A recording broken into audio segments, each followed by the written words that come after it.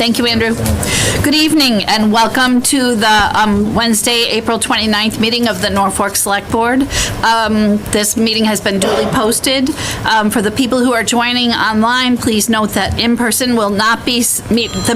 meeting will not be suspended or terminated if there are technological problems. Please use the raise hand feature if you want to share during public comment period. And for everybody in the room, please be advised that this meeting will be audio and video recorded for future rebroadcast by Norfolk Community Television. Would you please join me in the Pledge of Allegiance?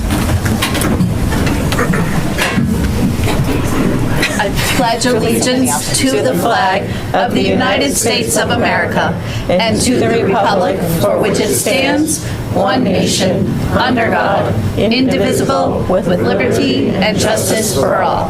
Thank you. We are fortunate this evening to have Senator Roush with us. Representative Vaughn was going to be joining us as well, but he's in active session right now and will join us at a different time. And I'd like to begin this evening by giving Senator Roush an opportunity to do some updates for us. Oh, thank you, Madam Chair. It's great to be with you, Mr. Vice Chair, Madam Clerk, and everyone on the staff and in the room. Thank you all for being here, and to those who are joining out in the world of the ether. The ether, yes, the ether. Let me begin by extending condolences to you. Thank you. Thais, on the loss of your husband last month. I'm very sorry. I am State Senator Becca Roush. It has been my absolute privilege to represent Norfolk and many other municipalities in the Senate for the last 8 years. I can hardly believe it has been 8 years, but here we are. So I'm in my fourth term. I am currently serving, reappointed several times as the Senate Chair of the Joint Committee on the Environment and Natural Resources. This is my third consecutive term chairing that committee. I also serve as the Senate Chair of the Joint Committee on Municipalities and Regional Government, apt for tonight's conversation. It's my second go-around with that committee as well. I am the vice chair of the Senate Committee on the Census, and I serve on 5 additional committees beyond that, so that's 8 committees total. I also serve as an at-large member of the board of the Women's Caucus of the Caucus of Women Legislators and several other leadership positions. So just to give you a little bit of a sense of what it's like, I'm very busy. The calendar is always very full with many opportunities to serve. I'm very grateful for that. So I wanted to start with just a quick list of sort of things I've been doing in Norfolk recently, many of which have been with all of you, so that's wonderful. We just it's still March. No, it's April. This is April. So 2 months ago, what is time anyway? So 2 months ago, we held office hours at the public library just across the street. We hold rotating office hours, my staff and I, alternating month to month between in-person and virtual, and the in-person ones rotate all around the district so that everybody has an opportunity to come. So Norfolk was in February, just across the street.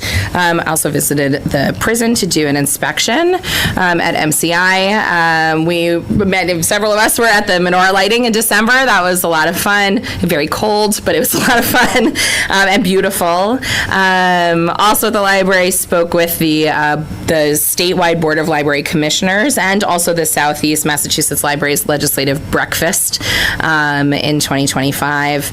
My office was at the Norfolk Community Day, and also now almost a year ago, which I can hardly believe, we had the Tree Wardens and Foresters Association special tree planting in honor of Blair Crane.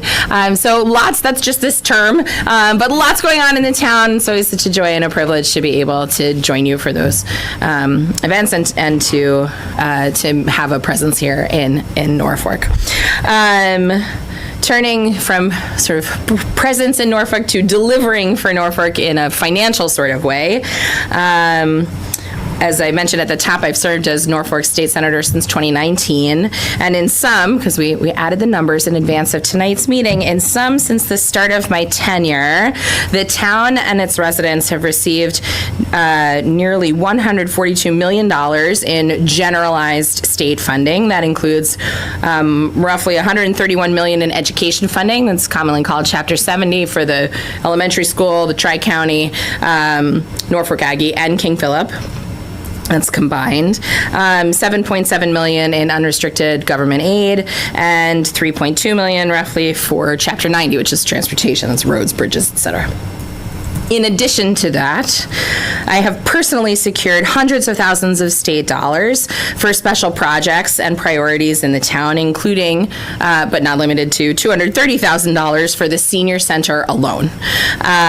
So this term, again, just these last year and a half, I guess at this point, or this session, it was $115,000 for the senior center parking lot through both fair share supplemental dollars and the budget. The $50,000 for technology upgrades at the Freeman Kennedy School, and $35,000 for emergency access poles with automatic external defibrillators at the athletic fields. And that's just this term. In addition to that, I also secured another $500,000 in funding authorization earlier this month in the once-in-a-generation environmental bond bill to connect MCI Norfolk to the municipal sewer system, which was identified by the town as a funding priority. So that was adopted in the Senate iteration of the environmental bond bill. That bill, I'll talk more about that in a minute, but that bill now sits with the House for their consideration. So we've got the $142 million in sort of more generalized funding, the roughly $500,000 that came in for specific special projects and local priorities, and then an additional $500,000 in bond authorizations specifically for that sewer project. So doing pretty well financially, proportionally to the population in the town. Fiscal 27 budget is, as is clear because Representative Vaughn is literally doing it right now, in debate and in process in the legislature as we speak. The governor's proposed budget contains no new taxes or fees, increases UGA, that unrestricted government aid for municipalities, by 2.5%, and fully funds the Student Opportunity Act. The legislative work is, right, the governor provides her proposal in January, which she did. The House takes up the budget in April, which they are doing now, and the Senate takes up the budget in May, so that's coming soon. My staff have reached out to you, Rob, for local budget priorities. We do need to receive a response by the end of the week if we're going to get that in. You got it. Great. Terrific. Okay, so turning from the money to the policy pieces, this term I have sort of 4 key bills that I have been working on as tippy-top priorities, if you will, and then many, many more. And I'm very pleased to report that many of those have moved favorably, and in some cases have already passed the Senate and are in various different stages of the legislative process. Included among the sort of tippy-top 4 bills are my Single-Use Plastics Reduction Act that was passed by the Senate now the second time as this session part of the environmental bond bill. So that's now with the House. The Abortion Access Act has been favorably reported out of the Judiciary Committee and is awaiting processing in our clerk's office. My Infectious Disease Prevention Bill, also sometimes known as the Community Immunity Act, has received favorable reports both from the Public Health Committee and from the Healthcare Financing Committee. So that's moving along. And a pretty robust Elections Upgrades Act, which in fact has pretty notable impact on municipal finance as well as voter access and just efficient running systems, has been reported favorably from the Election Laws Committee and is sitting in Senate Ways and Means as we speak. So those have all moved, which is quite an accomplishment. I'm very proud of that. In addition, I've filed dozens of bills this session, as we do every session. Actually limited the number of bills that I filed this term because I really wanted to focus on all of the pieces that I was filing. So we filed 50 at the start of the session. It has since increased due to a couple of late file bills that were really just timely and serious and necessary. So I'm going to just kind of run through a few of them. And this term in particular, we focused a lot in my legislative portfolio on the sort of pillars of our democracy and election efficiency and effectiveness. Several of my bills, nearly half actually of my portfolio this session, sits in that sort of bucket of policy focus. Among here's a dozen bills that I filed that have all moved favorably. This is not all of the bills that I have filed that have moved favorably, but here's 12 that we sort of picked to braise with you tonight. One is a bill to ensure that the Ballot Law Commission can hear all challenges to all people who might pursue a place on a primary ballot in Massachusetts. That's not currently the case, so that's a problem. We need to fix that loophole. A second bill also in this sort of democracy bucket is about candidate safety. Massachusetts is the only state in the nation that requires candidates for public office, including all three of you and myself and everyone else, to list our personal street addresses. And unfortunately, as we are seeing a pretty just horrific rise in political violence and literal assassinations, we should not be making that easier for people to do, which we do. The majority of states ask candidates to list their political party only. And then a small handful have the political party and also the town or city or county of residence, but no other states require the listing of a personal street address. So that's what that bill would do. Another bill that would establish Election Day as a holiday and establish some paid voting leave for those people who are actually working at the elections and can't take the day off. Local option ranked choice voting. This is basically a clear the red tape bill. So that's been reported favorably as well. If towns want to, and many, not Norfolk, but many municipalities across the Commonwealth have asked for and have their voters have voted to change their local voting system to a ranked choice voting method. There's really no reason Beacon Hill should stand in their way. So that's what that bill does. We also have a Press Shield Act. Massachusetts is one of just a dozen states that does not have one. So I can't tell if that was a chuckle from Mr. Garrity, but it is. I think it is worthy of a chuckle. That bill has been reported favorably. A couple of lobbying fixes to close a loophole on corruption convictions, if you can believe it. That's still on the books in Massachusetts. And also some anti-discrimination provisions for lobbying. Both of those bills have been reported favorably out and merged together. A number of pieces on open meeting law improvements and data management, information governance, so things to help all of you make systems and your partners in the staff of the town and on other boards and bodies help things run a little bit more, efficiently and smoothly. Water access equity. This is a really big one. Also was passed favorably in the environmental bond bill as part of that package by the Senate, and now is before the House.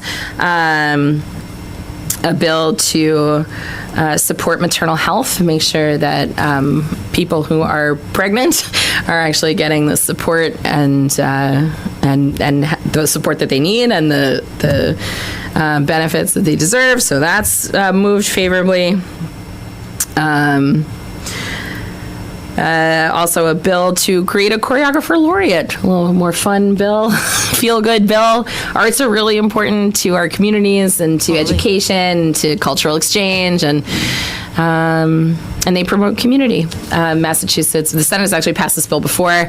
The Senate and Massachusetts, if we were to pass this into law, would be the first state in the nation to have a choreographer laureate. And so as a dancer at heart and a choreographer myself, I love that bill. And it doesn't cost anything, so that's nice. And then the last one I'll mention is a bill to enhance awareness about lobular breast cancer, designating October 15th as Lobular Breast Cancer Awareness Day, which the governor has been doing by proclamation for the last 2 years. This actually came to me from a former constituent who is a lobular survivor. It's a nasty form of breast cancer, and I won't go into the details. But that bill has also moved. All of those bills and then some have moved favorably. So just as a mark of the work that we are doing and the successes that my team and I are achieving in the legislature. Some other really key bills to mention are an act to promote college students in recovery and support college students in recovery from addiction and substance use disorder that would basically create and ensure the availability of substance-free and trauma-informed housing, so that young people who have unfortunately had those experiences in their younger years can go to college and have support there. And also a bill to address staged suicides. This is I can't even believe we had to file legislation like this. So horrible. But unfortunately, it is the reality that domestic abusers are murdering their partners and then staging it as a suicide. And there's documented cases of it here in Massachusetts and across the country. And so there's a growing movement to enact law that will ensure proper investigation in cases where there's a death following a documented history of domestic violence. And so that's what that bill is. That was something that I did file late, came to me in the middle of the term. And so we wanted to make sure we had enough time to work on that. That bill had a hearing just a couple weeks ago. So that's a maybe not so quick, but sort of a glimpse into what we have been working on legislatively. In addition, of course, to all of the work that we're doing as chairs of not one, but the chair of not one, but two substantive committees of jurisdiction, and two of the most active ones with the very high concentrations of bills that are coming into those committees for review. So it's not boring, as they say. Some recent bills that have passed the Senate. I mentioned earlier the Environmental Bond Bill. It's also known as the Mass Ready Act. This is the single biggest and most comprehensive environmentally focused climate action legislation and investment in our environment, authorized investment in the environment in the history of the state. Nearly $4 billion is passed by the Senate, authorized in bond funding to address climate readiness and environmental sustainability, water management, everything from flooding to access equity and clean water, coastlines, sea marshes, rivers, basically everything about water. There's something in this bill about it. Trails, open spaces, conservation, parks, for farms, food, trees, a whole variety of provisions to address single-use plastics and prevent those microplastics from increasing their presence in our bodies and in our environment. $500 million for the Municipal Vulnerability Preparedness Program, the MVP. I see Rob shaking his head. Yeah. This is a hugely beneficial program for communities all across the state. $450 million directed to the Clean Water Trust, again in that clean water, all things water bucket. A local option for banning rodenticides, which has been a really popular bill. Again, if municipalities want to take that step, then Beacon Hill shouldn't stand in their way. And the bill establishes what's called a resilience revolving fund that kind of bolsters and complements the work that we've been doing with the MVP program to support community work on resilience in particular and mitigation and adaptation that results from climate impacts, right? Climate change impacts. So many more pieces in that bill, but that's a big one. We just got that done a couple of weeks back, which I was very glad to do during Earth Month, so that was nice. We've also passed a farm bill. The farm is actually an abbreviation there. That promotes agritourism and supports the farming industry and agriculture in Massachusetts. The Pets Act to end that puppy mill to pet store pipeline. That bill would also halt animal testing on a whole variety of additional commercial products.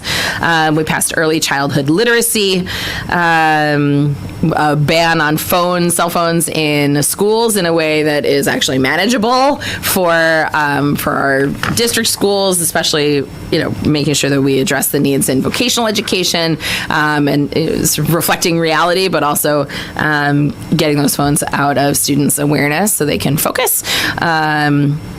We passed legislation to protect free speech and free expression, particularly focusing on libraries and books and access to books. and a data privacy bill, which has some of the strongest consumer data protections, in the nation. I proudly filed a number of amendments to that bill that were adopted on the floor, including one that ensures that no one's sensitive data is being sold. So the Senate has been very hard at work all session. That is continuing forward, not only with the budget that's going to be coming to the floor in a few weeks, but with many other pieces of legislation I anticipate coming to the floor in the coming 3 months, really. And that's kind of my quick, not so quick glimpse into the work that we are doing in the Senate with my staff, and happy to take your questions. And thank you again for the opportunity to come. It's always a pleasure to speak with you and with select boards and town councils across the district. Awesome. So just before we start with questions, I want to thank you for coming, because Sure. I know that you're a busy lady, and so we're grateful for you being here. We're also grateful for the efforts that we absolutely benefit from, and so thank you for those in advance of our questions. Do you have questions? Yes. Do you have any money for bridges? We seem to have a problem with one in town. Yeah. MVP is a source of potential funding for that. The Park Street Bridge. I know that you're in the process of working on this. It's been kind of a challenge, shall we say. If I'm not mistaken, design is underway now. Is that right? Yes. Great, I don't fantastic. think funding has been secured yet. Yes. So I understand that you're looking into some funding and might be coming to our office for a letter of support. So just make sure to get that to us with 2 weeks' notice before the deadline, so we have adequate time to actually look at it. Great. Awesome. Glenn? Yes. I have a question about, specifically, you mentioned the environmental bond bill and the sewer connection project between the prison and Norfolk, the town of Norfolk. Is there any additional funding available to close the gap? So we received $500,000. It's estimated to be about a $3 million project, roughly. Mm-hmm. So are there any funds available or anything that we can look into? Yeah. So I do want to be clear that the environmental bond bill is a bond bill and not a budget. That means that it's an authorization for a bond expenditure. We're happy to continue to work with all of you to get those funds subsequently authorized. But it's a bond authorization. It's not direct funding. So we've got some more work to do to actually realize those dollars. Very happy, of course, to support that in the environmental bond bill. I would have to talk with my staff to see if there's some other potential funding opportunities. I'm not aware of any off the cuff, but again, happy to. $500,000 is not a small amount, so it's a big step in the right direction. But in terms of resilience, the ability to provide sewer to the center of town would really grow our capacity and our resilience and our ability to generate income for ourselves, so we wouldn't need to be so reliant upon the state. So that piece of infrastructure would be really critical for our community. Yep, understood. And then with regards to the environmental bond bill, again, we have Kingsbury Pond is a concern in our town, in our community. The water levels have significantly depleted over the last 10, 20 years. We used to have a USGS monitoring system in place that costs about $8,800 a year that we're potentially looking into cost sharing with Franklin. But do you see this as a source, the environmental bond bill, as a way for us to help mitigate some of the issues and challenges that we're seeing with monitoring and also with retention? Yeah, I see Rob wants to jump in. So I put it in as one of our three as we do operating budgets earmarks, because it's not, it's an operating issue, probably better than over on the capital side. So it is one of our top three. Okay. If you'd like, I have a top 9. Duly noted. I think everybody has a top 20 that they would love to, but unfortunately, there's a limited amounts of money, as I know you all are familiar with. Great, so we can take a look at it. And I'm not sure that's a bonded fund. I think that's something that you'd want direct funding for. So we might be able to get that for you in the state budget, and it's something that Representative Vaughn had filed for in a previous budget. That amendment was not successful. There's been legislation filed on this repeatedly that repeatedly goes to House Ways and Means and dies, so I'm not sure what's going on there. But we'll take a look at that. Thank you for sending it over. Senator. To piggyback on that, we might need help with enforcement because it seems like there are sometimes things that are handshakes and that not followed through. So we might need some help with enforcement as well. Well, you'll let me know. Keep me posted on what's going on. Thank you. I'm going to ask a question about, first of all, if it's okay with you, I'm going to reiterate for the hundreds and thousands of folks out there, kind of what our conversation has been so far, but I want to talk about the prison mitigation money. Sure. But I'd like to share history so that they know our shared understanding that we have a town that relies heavily on property taxes, and the prison doesn't pay property taxes. And so that's a piece of land that doesn't generate money for the community. Our fire makes approximately, according to the chief, about 5 runs a week to the fire station. Usually it's a delivery, like somebody who's needing about 5 times a week. When they go, because Norwood Hospital is no longer available to us, the runs are much, much longer than they used to be because of that hospital has been closed. Well, they're on a run because we only have 1 ambulance. Any kind of ambulance calls in the town, I know you know this, I'm just saying this for the people who are, any ambulance run in town is handled by mutual aid, and it's handled successfully for our citizens. So that is not an issue. The issue that ends up for our community is that the ambulance that is delivering the prisoner to a location is reimbursed at a rate of $400 set by the state, a $400 fee that hasn't changed in years and years and years and years and years. And the mutual aid people who are covering for us are getting $800 for delivering their people. So there's a constant loss for us. If there's an overlap of a call, a local call is costing us the time and energy and monies. And so, and also our town clerk, who used to be right here, our town clerk, there she is. Oh, she moved to the back. Yeah. She also goes over once a month. We provide services for the prison in terms of notarization. There was some people, if I'm misspeaking, Carol, jump in, but people were taking advantage of the prisoner's lack of ability to be shopping, and so she provides that service because that's a service we provide for our residents, so she goes over. So the prison isn't just... it isn't just a piece of it isn't just something that lives in our town. It's an impact on our community in terms of our resources. And so when prison mitigation money is 0, that's a huge challenge for us for our budget. And this year we budgeted 0 because now we've gotten 0, but that's disappointing and concerning for us. So thank you. I know you know all that, but I want them to know what our conversation entailed. Okay. Yes. Is there a question? Yes, there is a question. So can we fix that? So can we have prison mitigation money to supplement or to complement, or even, I think it's a 2-tiered piece, because I think there's a prison mitigation money that's appropriate for this community, but I also think there's a piece where we could look at our reimbursement rate for ambulances that hasn't changed in a long time, and even that small change would really benefit our community. I believe it's the mass health rate. Mass health rate. I mean, I think the overarching question is whether or not you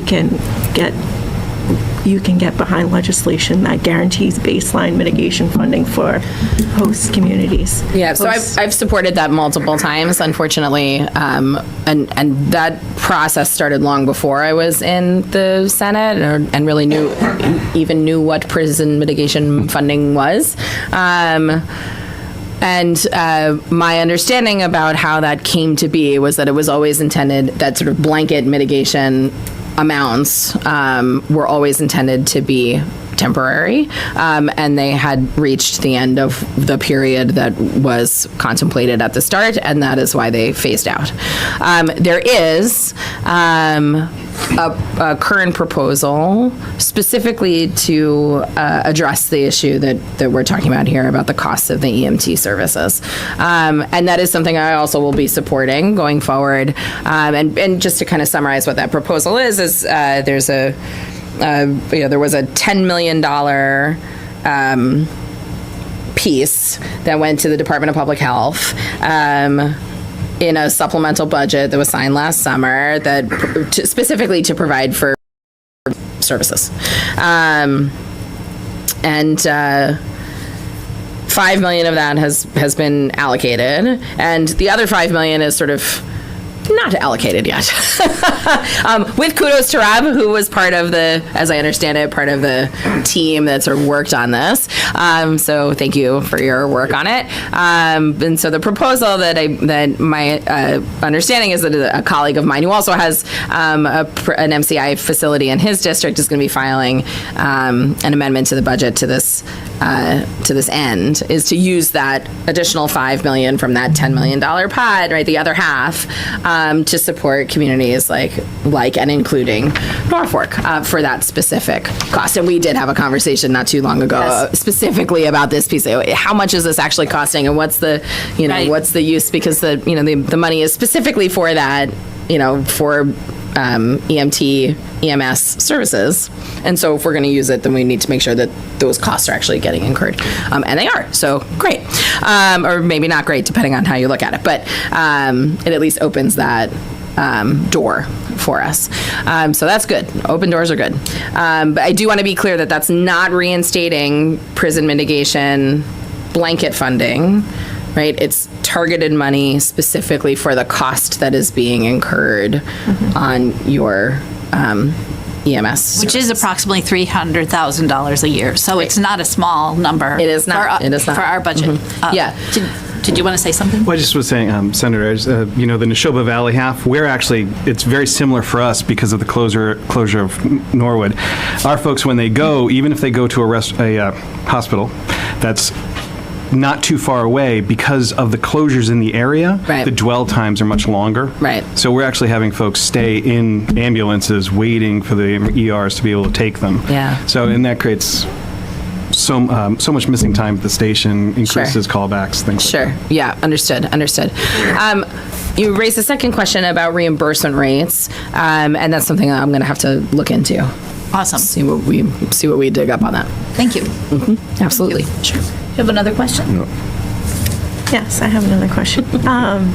So I was wondering if you have any information on the reuse of the Bay State Correctional Center that was previously being used as a temporary respite shelter in town. Is there any state-led initiatives to repurpose or redevelop that particular building? Yeah, I have asked that question. I don't yet have an answer to that question, but we will keep asking that question. Okay. Yeah. Thank you. What we really, really don't want to be is surprised. Me neither. No surprise. Me So neither. if there are actions going to be happening in that building, we would like to be apprised of that as soon as possible, because the last decision, though in the end it was an excellent partnership that I'm grateful for with the state, in the beginning it was a surprise, and surprises aren't my favorite. So I too was surprised, so I get it. Heard. So no surprises, and I feel proud that we were able to successfully do that partnership so that it had limited impact, and in some cases some really positive impacts for our community. But I think, and so our community has shown nice resilience, and our partnership was successful, but the surprise part wasn't so good. Yes, it could have been a successful partnership earlier. Yes. It surely could have been. Heard. And I think for everybody involved, it would have been a more successful endeavor. So thank you for hearing Yes, that. absolutely. I will bring that back and convey it to the administration. Awesome. Go ahead. Do you have You're good? I don't have any other questions. Are you good? Nope. I think I'm good too. I think our big topics, anything you can do to move that Park Street Bridge faster would be great. And Kingsbury is near and dear to our heart. And So we would love support there. And prison mitigation is, we're approaching, as I'm sure all of your communities are, a really challenging fiscal year ahead. And so those monies would really make a difference for us. So Yeah. I know that it's not mitigation. I understand that it's in a separate bucket now, but still those monies would be critical to our successes. So. Yeah, understood. Well, thank you all for having me. Thank you so much for coming. Absolutely. Hope you have a great rest of your meeting. We will have a fabulous, we have an amazing public here. And Yeah, it's quite the crowd. Fantastic. Thanks, everybody. Thank you. Are we going to Yes, public comment? we're good. Yes. Yes, go ahead. The representative appears to be here by phone. Oh, He made it. On Zoom. Zoom, so let's have to. I am a Missed all the panelist, tough so- questions. That's fine. You can ask him again. Sorry, I am hands-free, but I just left the State House, so I just wanted to say hello. hello. there. Thank you for being here. Thank you. It would probably be unfair to ask the representative challenging questions while Yes, he while he's navigates. driving. Might be some legal issues there, too. So Agreed. we could invite him to come another. Yeah, I think that's an excellent. We really appreciate you making an appearance. I know you've had a busy day, and can we invite you to come back to a different meeting when we're able to, both of us have our full attention?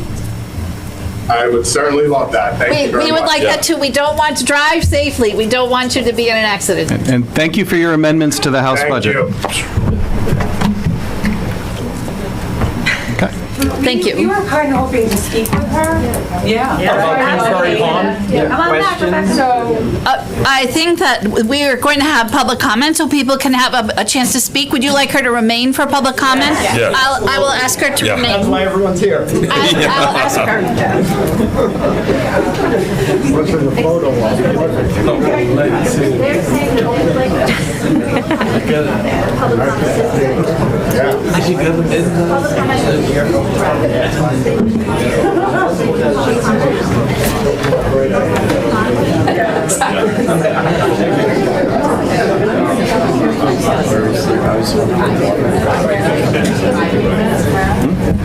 Yeah.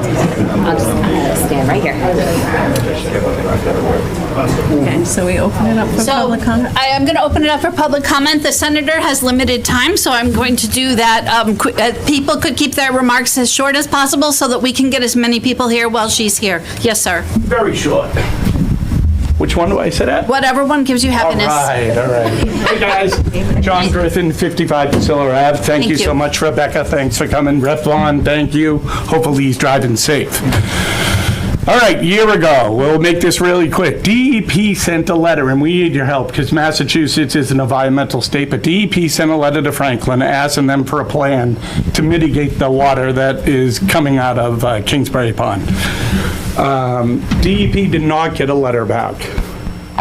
2 weeks ago, they sent a second letter. Little harsher wording. They still haven't heard back of a plan from Franklin. Okay? Franklin claims that their mitigation is 300,000 gallons a day for their whole system.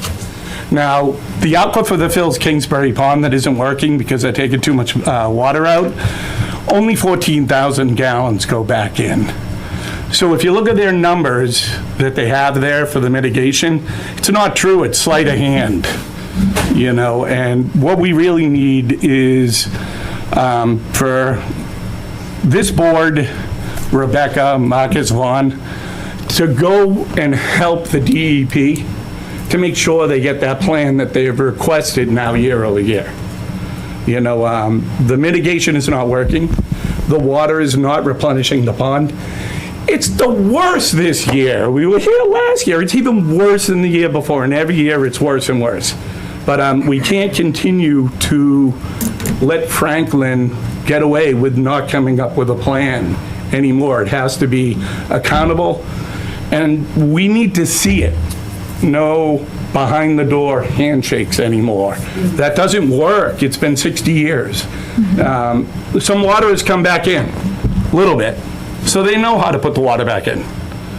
Let's just make sure that we force them to do what the DEP has asked them to do now since 2025. That's it. Thank you, John.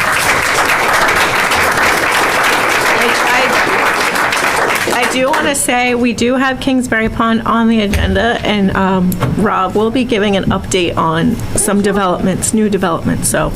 That's great, thank you. Manny Sakara, Kingsbury Road, 40 Kingsbury Road.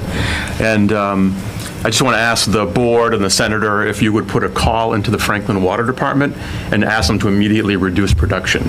They used to do this earlier in the spring for us as a courtesy, and they have not been doing so lately. And I think what we're just seeing is the spring recharge, but it's been delayed. We're literally at drought stages now, and we're not in drought stages in the state, in this area of the state at all. We should be at normal levels at about 136 feet above sea level, and we're down around 128, 129. So we're at 7 feet below where we should be in the springtime. And that's awful because summer's yet to come. And you've said we've seen some increase. We've seen minuscule. We're talking a couple inches maybe. But we've had more than a couple inches of rain. Just direct precipitation should bring us up a couple inches, plus all the runoff from the area, and more than that, and then the recharge from the surrounding areas. So we're in bad shape. The spring peepers, you don't even hear any now. They're usually deafening. So the vernal pool on Kingsbury Road is empty on the other side of the street, and the north and the northwest basins are empty, and they always have water in the spring period. So we're looking for, let's get those filled up every spring, and what else can we do to mitigate the elevations of the pond as well? So, Thank you. All right, thank you.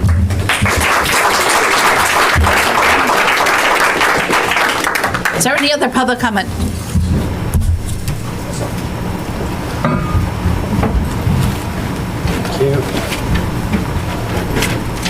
Good evening. My name's Bo Grassi. I'm from 33 Leland Road. Just briefly, in addition with everything these gentlemen just said, that's absolutely very true. This is extremely dire. Their pump supposedly went down in 224 briefly. The entire pond almost came back and fully filled up to a fair level that everyone was more than happy with. Since the pumps went back on, there are parts of Kingsbury that have receded 90 feet of shoreline, okay? There's a lot of other things that aren't being brought up that really need to be brought to the forefront in regards to, they supposedly have 8 wells that they pull from, yet they're taking a third of their water from Kingsbury, okay? On numerous occasions throughout all these years in question, there have been numerous septic system failures, there have been numerous well failures. Artesian wells have failed because they're pulling so much water from the aquifer in the areas. It's devaluing people's houses and properties that everyone invests on and wants to live in that area, and you know, it's just like everyone's emotions. It's up and down. The water's up and down, but it's down. They have 4 hotels in town. Dell took over EMC, if everyone's aware, and they're creating a data center, okay, in Franklin, a data center. So we all heard the news, what that does. It pulls a lot of water. They're looking to pull more water than what they were previously allowed to do. So I think that it needs to be visited immediately. I think that it needs to really be looked at, that Franklin is as great of a town as it is. They don't seem to be concerned because they've just been allowed to do what they do, and that's it. 4 hotels in the town, 400 condos going on Grove Street. I mean, I could name development after development. They're not stopping, and it shows in their request to pull more water. So I think that at a bare minimum, the pond needs to be at a certain level. Like all these metrics and all these meters and everyone talks about, it's very simple. You just need to look, and it needs to maintain a certain level. They're gonna pull everything out of there until there's nothing left. That's just my opinion. I was born there. I've seen it from day one, and it's just, it's getting out of control. And I appreciate your time. Thank you. Thank you. Thank you.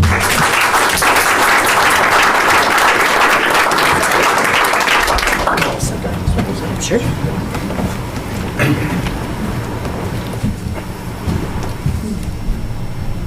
My name's Chris Allen at 38 Miller Street. I'll be very quick. Not frustrated or angry. I understand how it works. But I think a bunch of us got a 40% tax increase, and it was driven primarily by the words water view. And so, given that we're doing all that, but our water views are decreased by, for the great reason said earlier, by 30%, it just stands to reason to me that either those taxes get reduced as the water goes away, or we use that money in some way that can fight this. You got about an extra $10 or $20 million, what I calculated on a sheet of paper, just for 2026, just on water views. That's all I got to say. Thank you.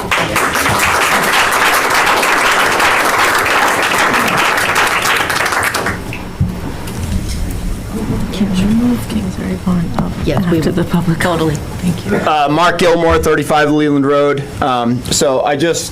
My biggest thing is, so the well number 4 in Franklin was put in 1964. The water elevation was at 139 feet above sea level. Within 1 year of that well being put in, the water level dropped 12 feet in elevation, right? So it went from 139 feet to approximately 127 feet, and that's currently where we stand about now. There was studies done in 1967, there were studies done in 1993, 1996, 2002, and the most recent one in 2023, and they all show the same thing, that well number 4 in Franklin is directly responsible for the situation that we're dealing with in Kingsbury Pond right now. So I just want to say that we don't need any more studies, right? We don't need any more studies. We just need action, and everybody knows that well number 4 is directly affecting Kingsbury Pond. And this has been kicked down the road for decade after decade after decade, and there's a lot of people sitting in this room right now that have been fighting this issue in the 90s, and here we are in 2026 dealing with the exact same issue. It's time for action, no more studies.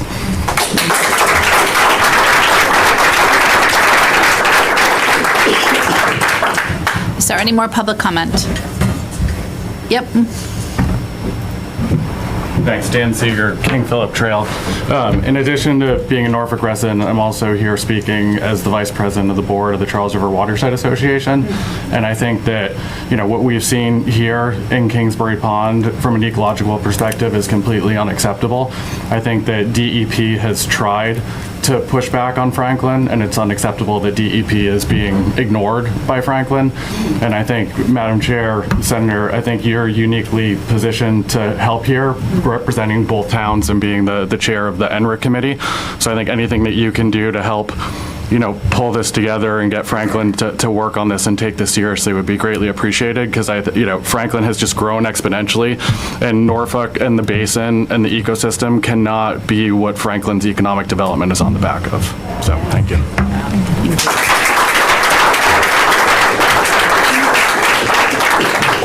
You've been up, so you have to be fast. I will. Manny Sakir again, sorry. One thing that I found is that evidently the water coming from well number 4 is almost twice the water that's available from some of their other sources, and it's high quality water. So part of the issue here is that water is cheap for Franklin.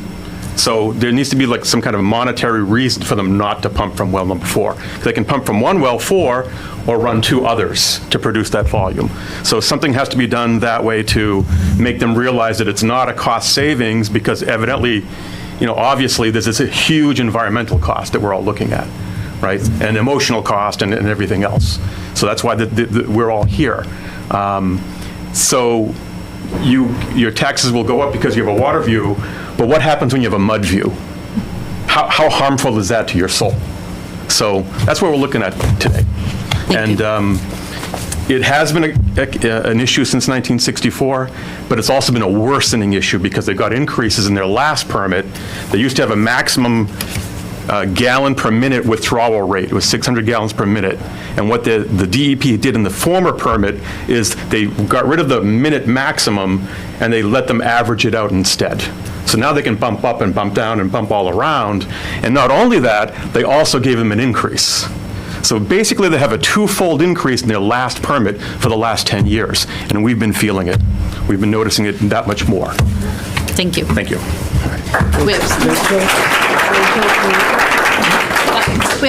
Go ahead. So I'll be very quick. Hi, my name's Michelle Noonan, and I live quite close to Kingsbury Pond.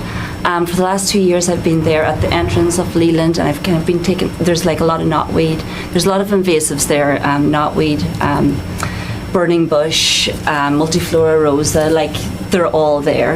And just like the last man said, like, you know, the water level's going down, what if they're looking at mud? But as the water retreats, if it's the invasives that are going to come in. So not only will they not have a water view, they'll have, like, it'll be covered with invasives.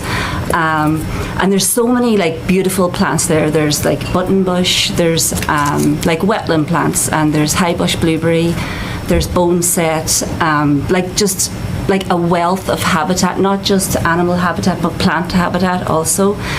And actually, like, kind of related, but 5 years ago, I was with the Native Plant Trust, and I did I volunteered to go and look at, like, these endangered plants. So I was sent to Barnstable, and I looked at the plant that I was looking for at the time was Coreopsis rosea, and it was in Barnstable, and we had to, like, go into this little pond. But when I came back from that, lo and behold, this plant is actually at Kingsbury Pond, and I got pictures of it. So I got in touch with Native Plant Trust, and they said that this, it's a very rare plant in the world, but Massachusetts, it has a population in Massachusetts, and it's often, like, in places like Barnstable, the Cape, Plymouth, but this is the only population that has been identified in Norfolk County as a whole.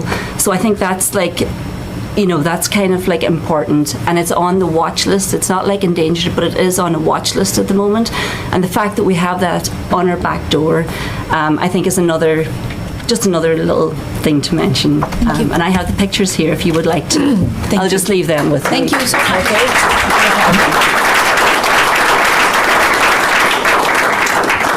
And we have somebody on. Oh, yes. There's somebody online too. There's somebody online. Nope. Go ahead. Oh, sorry about that. So Kathy Brown, 21 Seekonk Street. So I just have a question for you. Have you ever dealt with a situation like this, and how has it been resolved? So just for the record, for public comment isn't interactive. So it's you make a comment and All right, well, that's my we comment. listen, we pay attention, Okay. and we respond, but we can't respond in the moment. Okay, so that's my question. I just want to know if there's been a similar situation, and how has it been resolved? Thank you. Thank you.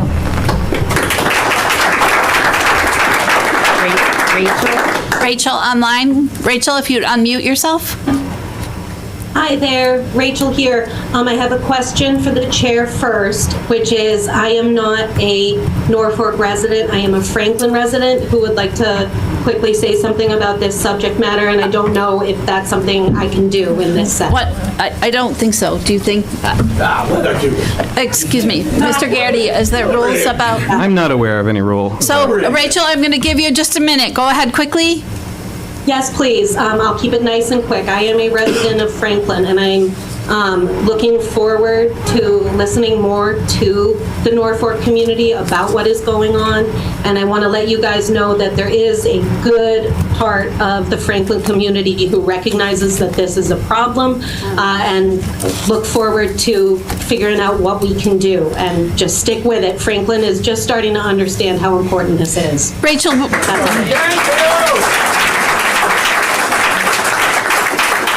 Rachel, would you put your contact information in the chat so we have that? It's private, I think, just to Amanda. Nobody else will see it. Just Amanda will see it. Thank you very much. Is there any more public comment at this time? Yes. My name is Jessica Watson. I live at 21 Castle Road. And did I lose her? She had 5 minutes and she stayed for 20. I'm sorry.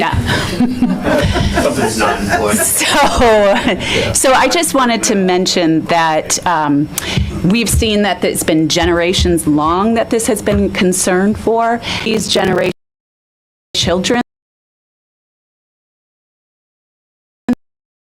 is dealing with children. I speak specifically and educate people, children. And I know I work as a volunteer at Leland Wild, managing and monitoring the Purple Martins. It's no little thing, these invasives that are taking over. I also volunteer at Stony Brook with Michelle, and that these will encroach a very valuable resource.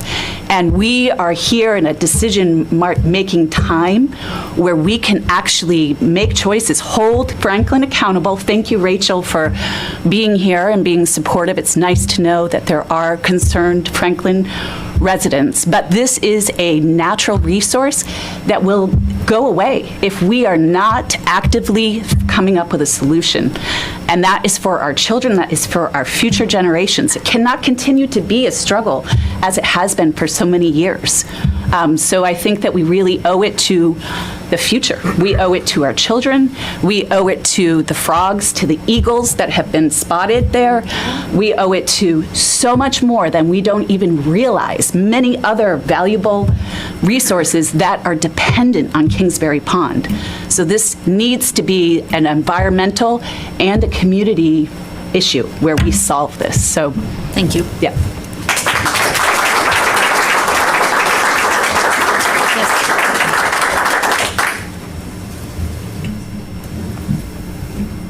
I'm Jennifer Rizzo.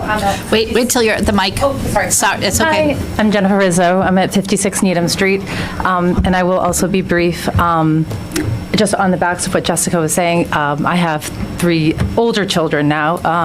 2 of them are teenage boys who are Boy Scouts here in Norfolk. One is a recent Eagle who stood before you last year, and they have spent.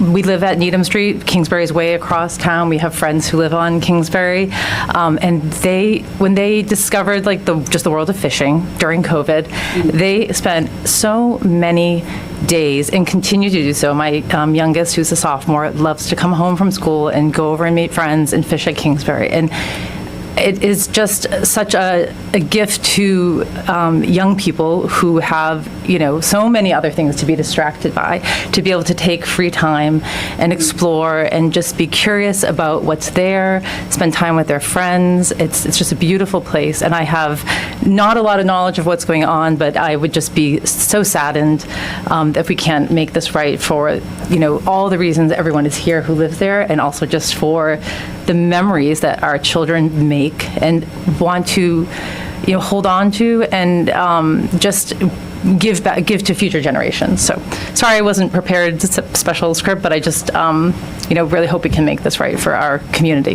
Thank you.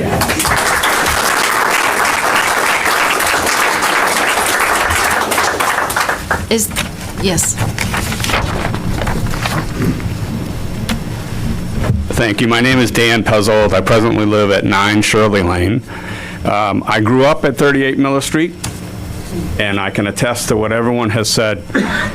I was born in 1956, so the well went in when I was 8 years old. And I can tell you that fishing, skating, swimming, all the activities as a youth, it was foundational. And I just applaud the folks that are here, and I thank all of you for your time and the effort. Please, let's try to find something that we can do collectively, and I'm ready to volunteer if there's something needed. Thank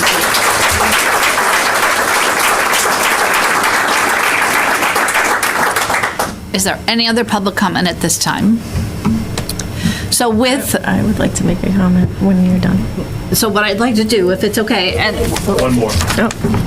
I just thought of something. So my name is Marie Weirbuff. I live on Leland Road. And I heard everybody saying what I would have liked to hear. But the one thing, I have a thing about maps. And when I came where I am now, on the map, the pond was like 4 times what it is. So we have talked about this dimension of the lake, which is not a puddle because it's like this. So that's all. Thank you.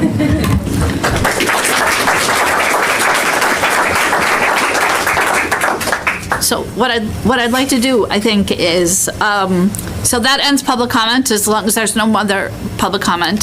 So the Kingsbury is way down the agenda. I think with the consideration of the board, I'd like to move it up to our next item so we can talk about that right now. Is that okay? I'm fine with that. And then if it's okay with you, I'd like to have Mr. Garrity do an update on what things have happened.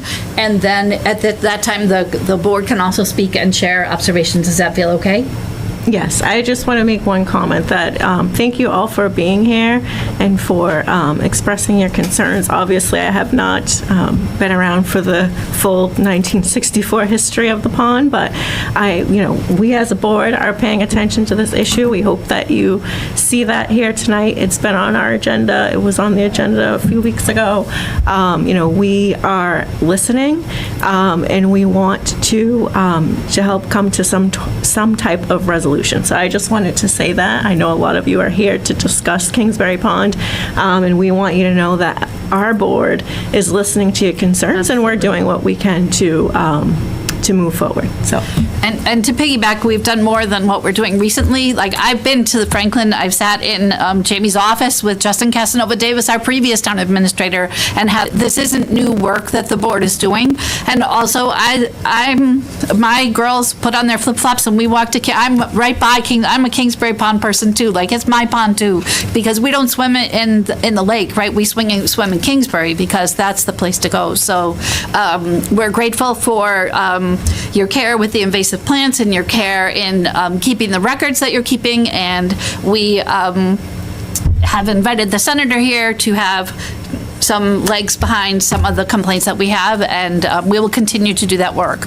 Once we move into the next part, this is the town administrator is going to just give an update of what's going on. The board might have comments, but now this is the hard part for you. Like, public comment is over, and so but we can be reached, all of us, by email. You can reach us by email. Somebody sent me a whole report, and I signed up to be on the notification list. So the next time a permit comes available, we read our email, we respond. And so just because we're not accepting your comment beyond this time doesn't mean that we're not caring or that we're not listening. And if something comes up and you think, oh my gosh, I wish I had said that, shoot us an email, reach out, call town hall, and we're eager to hear what you have to say. So with that, I'm going to turn it over to Mr. Garrity. Thank you, Madam Chair. I've been meeting with John a lot lately. All right, so at the board's request at your last meeting, I reached out to Franklin and had a conversation with Jamie Helen, and then we sent a letter to Franklin asking them, for start, two things. We would like them to go in with us on the monitoring station. So DEP cut off funding on the monitoring. They ran out of funding for the monitoring station. I think the monitoring station is very important. Look, we all can see Kingsbury. We all know what's going on there. But having that scientific data really makes a difference, particularly as we roll into the next phase of what's going to happen here. So the monitoring is $8,800 a year. I've asked Franklin to split that with us. If they don't split it with us, we'll just pay for it out of the water budget. I'm sure we can find $8,800 a year. We have asked, I've sent emails to a couple other environmental organizations trying to find money. We put in with Senator Roush for earmarks, but $8,800 for this information is not too much to pay. So that's the first thing. We've also asked them to stop the wholesale water sales. Given the water condition in the region, and given our particular condition and the particular occurrences at Kingsbury, it is, we think it would be helpful, as I said, for them to curtail the sales. And I received, in talking with Jamie Helen, the town administrator in Franklin, I got some very positive feedback. Jamie hasn't responded formally. There was a vacation week in there, and I think Jamie was away for a bit. So I'm not, knocking on Franklin Town Hall door yet, but I expect to hear from Jamie in the next week or two, and I think they'll be very cooperative on that. I've spoke with DEP. I actually used to work for environmental affairs, so I actually know some of the people on this project, talked with DEP. The very important thing to understand is we're at a very crucial point. Franklin's water permit actually runs till 2036. So they have a permitted level they can pull from their wells until 2036. But DEP has started the process to do an interim permit with them to address these issues, these very issues. The DEP staff is very aware through all of your advocacy work, through the USGS report in 23. So There will be a public comment period when DEP comes up with a new set of interim conditions for them, and that's our best opportunity to get some real action going, because we've tried the lawsuit route, hasn't worked. We've tried the legislative route, hasn't worked.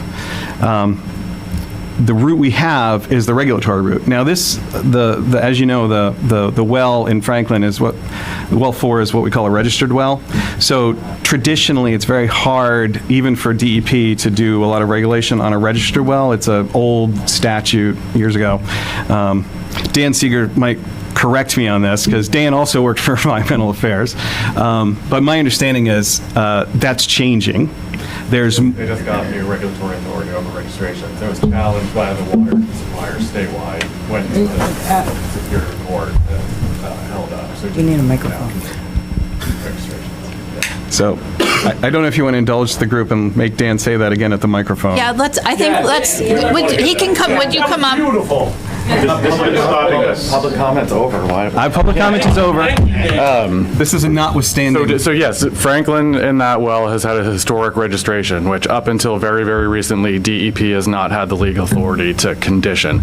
There was finally legislation passed a few years ago that allowed DEP to promulgate regulations to start conditioning historic registrations.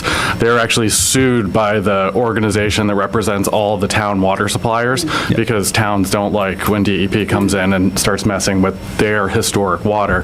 That went all the way up to I don't know if it went at the state Supreme Court or Superior Court or which level, but it did get decided, and the court came back and upheld DEP's ability to promulgate those regulations. So I think now the regulations are fully in place.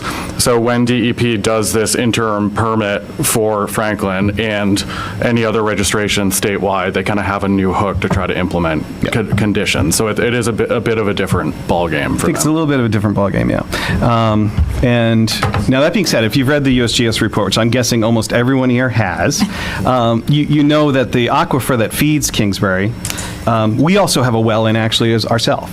And we have a lot of private wells in that aquifer. Our well is farther away than 4. So 4 and its cone of depression, where it draws from, has a definite very quick impact on Kingsbury. We also have an impact on Kingsbury. So I think going forward, we, as was mentioned last year by the board, I believe some water conservation activity in Norfolk, we could get better about our water conversation. I will say this is not going to be a very popular comment, but over the last 30 years, Franklin has done an admirable job in cutting their per capita water usage. Their per person usage is down dramatically. Even their population is increasing dramatically. We can do some work on ourselves on that, because we all have straws in the same orange. This is a common resource for us. So I would propose to the board that we have a standing Kingsbury update monthly at this point, and I would really like to form an advisory group, because this is not whining. There are a lot of things to do for the town administrator and the select board, so many hands make light work. So if we are going to look at things like water conservation, if we're going to talk about DEP comments, and then wrangling public comment into DEP, the town will send a letter. 100 residents sending a letter. Sending letters is also important. So getting that done. I'd like to propose a working group that we form. It can be very open, loose, membership-wise. So if you'd like, I could propose, write up a charge for it and actually get it out there, if it's okay with the board. I'm super agreeable. Are you? Yeah. I would propose that we also engage the Conservation Commission. We Yes, have 2 new members, one of which is a legal researcher. Yes. And a climate scientist, so I think that it would be beneficial to engage them. Either they can be part of the advisory committee or they can consult with, but I think they should be engaged. Yep. We have a lot of resident talent in town, folks that know these things, so know more about this. So we'll get kicking on that, and I'll be back next. I'll have a May update. Probably, every other meeting kind of thing, just to keep people up to speed. You don't all have to come out every 2 weeks. We are But you can. recorded. You are welcome to. And the meetings are on YouTube, so they're actually chaptered, so you can kind of get to where you want to be quickly. So that's what I have for Kingsbury at the moment. Awesome. Do you have any questions? No, I do not. Any questions? I thank you for your diligence. I thank you for your diligence and for your passion for our beautiful pond, and we are super grateful for you. You're welcome to stay for the rest of the meeting, but we're going to move on to less. Thank you, guys. Thank you. Take action.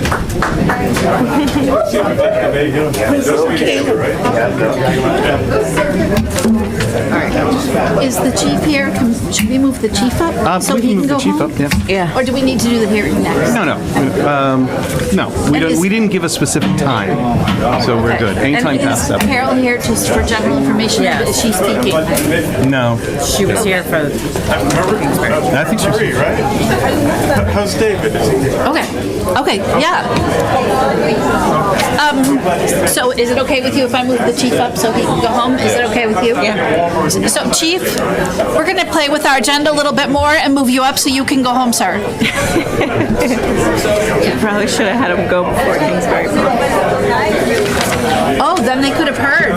We probably should have done that.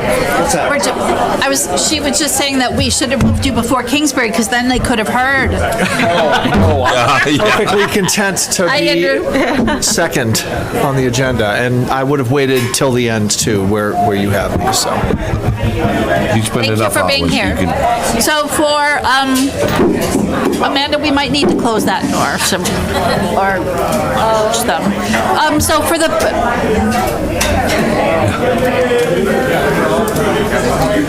Wow. they're going to have a party in We're the here hall. for Kingsbury Pond.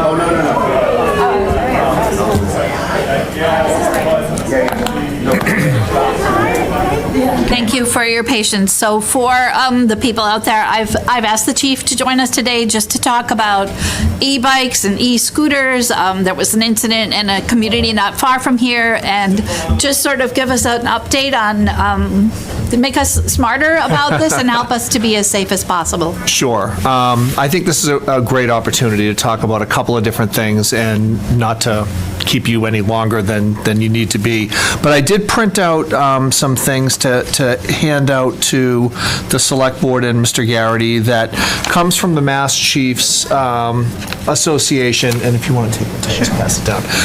It's basically a legal advisory that was published back in 2022 about e-bikes, kind of explaining, basically making it into more of a boilerplate explanation as to what e-bikes actually are and what we can do with e-bikes, right? They're definitely, they're a challenge for a lot of communities. They're definitely a challenge driving, especially with young people and even older people just riding these e-bikes in a way that isn't safe. So just in a nutshell, so you don't have to read along, there's basically several classes of these electric bicycles. They have pedals. There's a pedal assist style e-bike, which means it will only activate electronically if you're pedaling, and there's a throttle activated type of e-bike where the motor is activated, something like an electric motorcycle, where you don't have to pedal to accelerate. These e-bikes are supposed to be speed regulated to no more than 20 miles per hour, making them Class 1 and Class 2, Class 1 being the pedal actuated and Class 2 being the throttle actuated type of an e-bike. Class 3 is something that a lot of retailers throw around. Those are electric bikes that can go faster than 20 miles an hour. There's no statutory term known as a Class 3 e-bike, but those are regulated under Chapter 90 authority. So a Class 3 e-bike, which is an electric bike that can go faster than 20 miles an hour, which I mean, just anecdotally seeing some of these bikes ridden by very young people seem to be going a lot faster than 20 miles an hour. They fall into now Chapter 90 regulations, which means helmet, lighting, the operator has to either have a permit or a license to be able to operate them, and the bikes have to be registered. And they have to obey all traffic laws that all bikes are to, are supposed to observe. I think that the problem, being a parent myself, and we're all parents or have been parents, I think the challenge for parents is they want to buy things for their kids, and because it's technology that's here. It's here to stay. The scooters, the bicycles, everything. They're buying things without really understanding the rules that kind of surround them.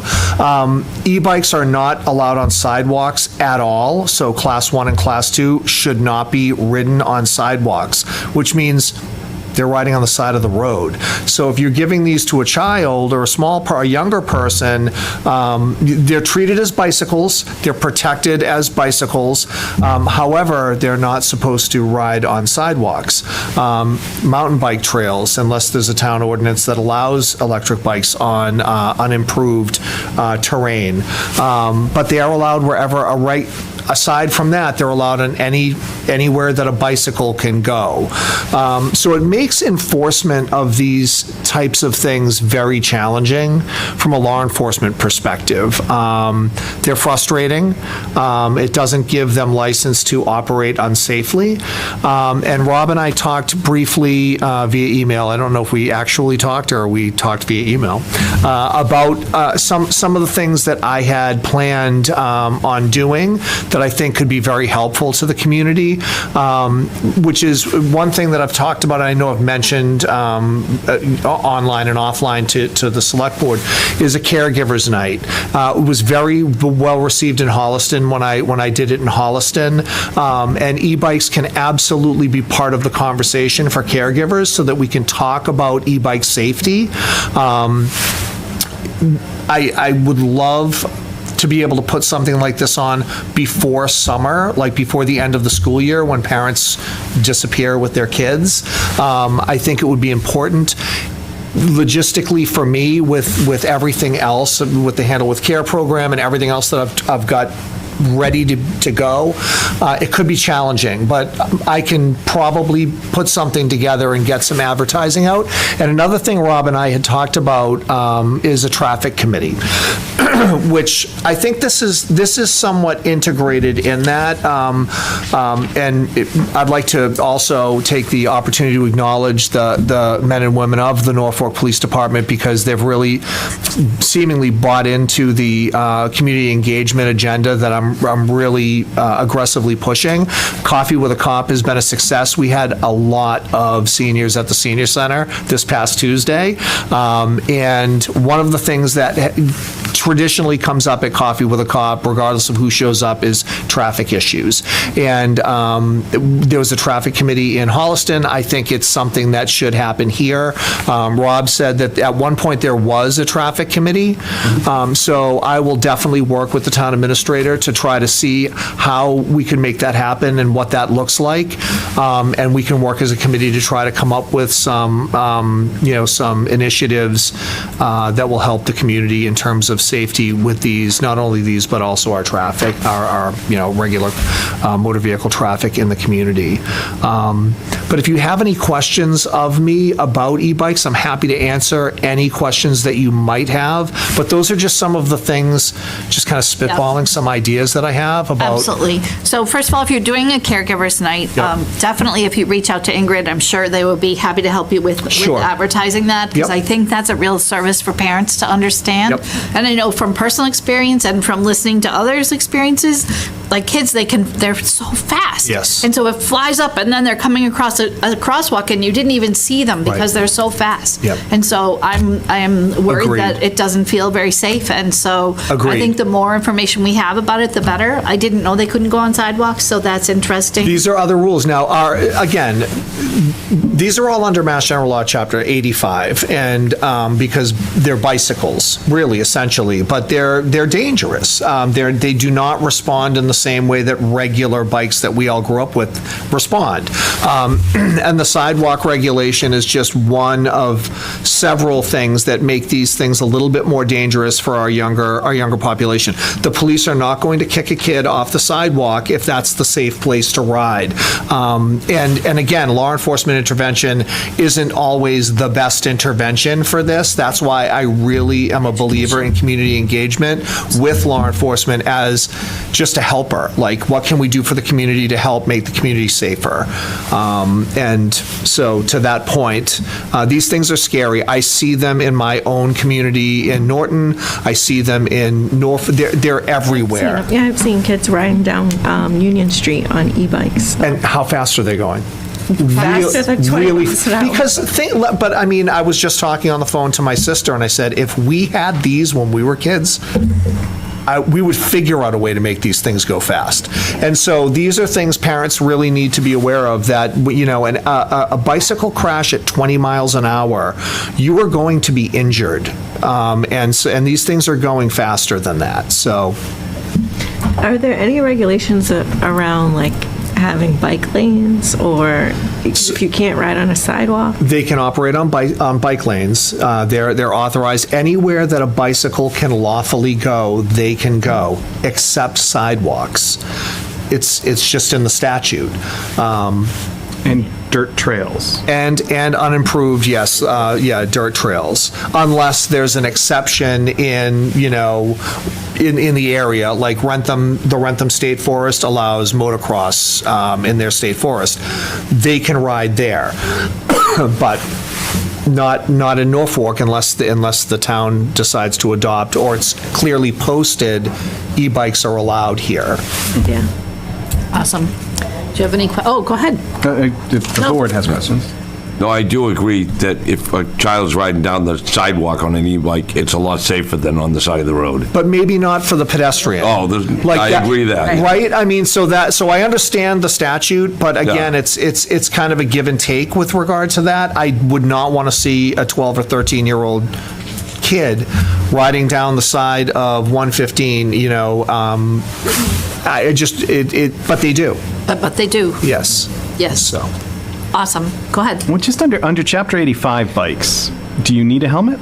Yes. Oh, so that's yes. Under 17, it's that's the rule. Is that it's whatever rules apply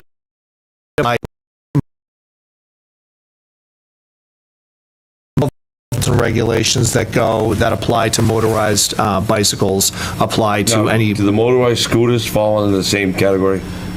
That's a great question. I'm not aware of them being able to go faster than 20 miles an hour, but this. I know a person that just bought one that does 57. What's that now? He just bought a scooter that does 57 miles an hour. Don't have him come to Norfolk. Yeah. Yeah. Again, it's safety, and in terms of enforcement, it becomes very complicated for law enforcement to be able to do, because these kids could just turn off the road and go down a dirt trail, and you're never going to find them. Of course, you know, my officers and most police officers would have a conversation and maybe talk to parents, but I think that, you know, intervention by law enforcement is not always well received, and it doesn't always come to a good end, a positive end. So I think, again, I would leverage, just personally, I think a caregiver's night, I think PSAs, I think, you know, really getting outside and interacting with the public about the safety of these things is really important from our perspective. Before someone seriously gets hurt. 100%. Because I'm super worried about that. Do you have any other questions? No, I think that's a great idea. Other questions? The caregiver's night. Thank you. Our office is happy to work with you to put together a caregiver's night. Appreciate it. Awesome. Great. Thank you very much. Thank you for your time. I appreciate your patience Thank you with so our, much. Oh, don't even worry extended about it. meeting. Thank you. Madam Chair? Yes. When I put together the agenda, I was also a little thoughtless, and I put Todd at the very end as well. Shall we rearrange? Let's go ahead. Yeah. Oh, he's happy. Okay, he's happy. He says no. He doesn't want to go home. Yeah. All right, so I'm now going back to the public hearing number 2. Do we need to, I guess, do we want to talk about, do we need to close the hearing, or do we want to discuss and then close the hearing? Hold on a second. That's, I know, I've been messing with the agenda, back and forth, back and forth. I think we actually have to, Open the hearing? I'm vamping so Amanda will run in and save me. You opened it and continued it. Right. It's So we do have to still vote to open. close. You just, if I didn't receive any public comments. I don't know if Awesome. I anybody else did. did you receive any? So I would accept a motion to close the public hearing of the FY27 sewer rates. So moved. Second. All those in favor say aye. Aye. Aye. Okay, then at this time, Mr. Garrity, I'm going to pass it to you. So the proposal, the presentation that we gave at the previous meeting outlined at the very end 3 options for the sewer rates in FY27. And the issue at hand is how much of the retained earnings do we use to soften the rate impact? As you know, several years ago, we started on a path of using retained earnings to keep the rates low. Town meeting has asked more than once. No, it wasn't asked. Was just town meeting told us. Charged us. With reducing and eliminating the use of retained earnings. And last year, it was 80% of the budget was covered with rates and 20% with retained earnings. We've provided for your consideration 3 options, 100% covered through rates, 95% covered through rates, and 90% covered through rates. We do have the retained earnings for each of the, sufficient for each of those options. We would not have those retained earnings, depending on which option you take, next year. We are reaching the end of the ability to do this. So we didn't even give an option. You are the board, but we didn't provide an 85 or an 80% option because we think it's not financially viable. Okay.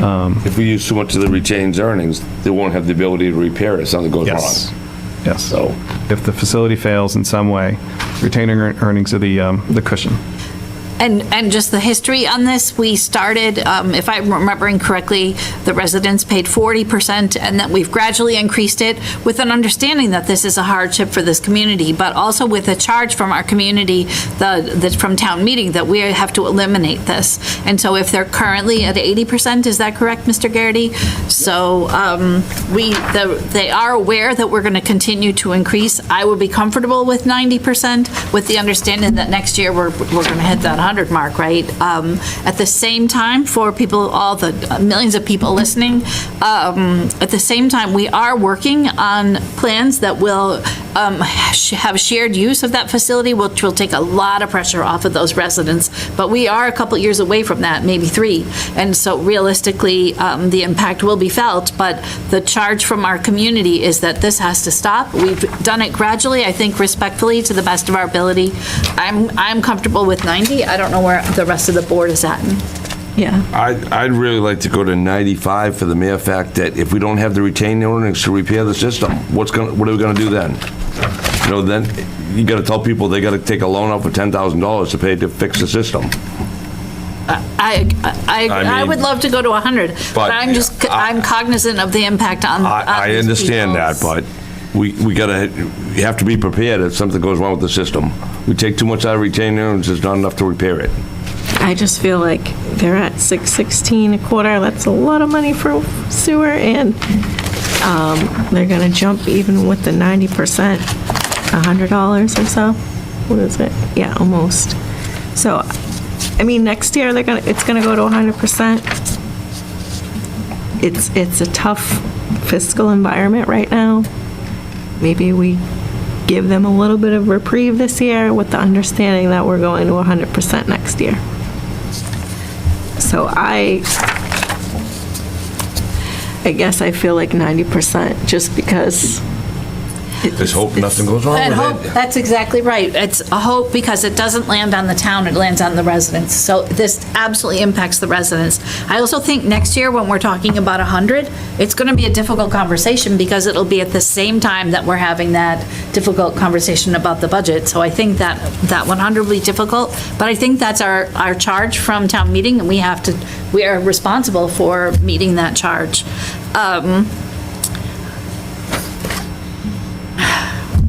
Like 90 or 95? Well, the 95 would just make it lesser of a blow next year. I mean, to go That's up to true. 100%, so. Yeah. I guess I could be persuaded either way. Yeah, I mean, it's not a huge difference. I mean, it is if you're paying that the bill, bill. you know, it is. Yes, Todd.